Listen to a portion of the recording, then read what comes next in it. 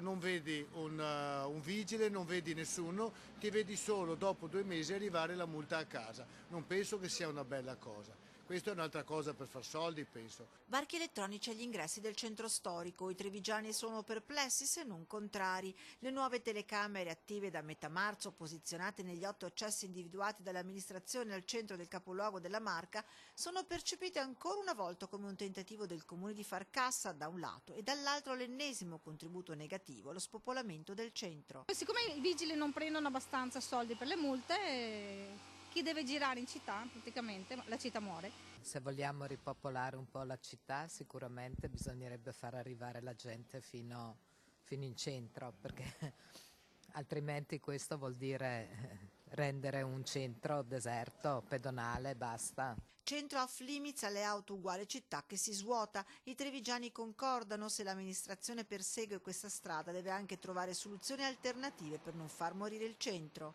O comunque perlomeno che ci sia parcheggio, creare parcheggi nuovi.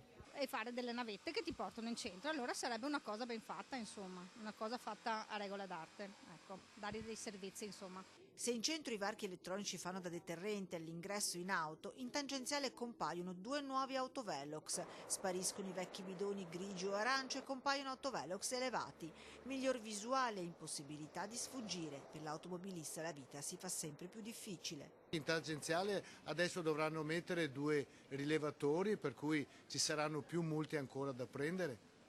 Vorrei sapere quanti soldi fa il comune, cioè con le multe a fine anno.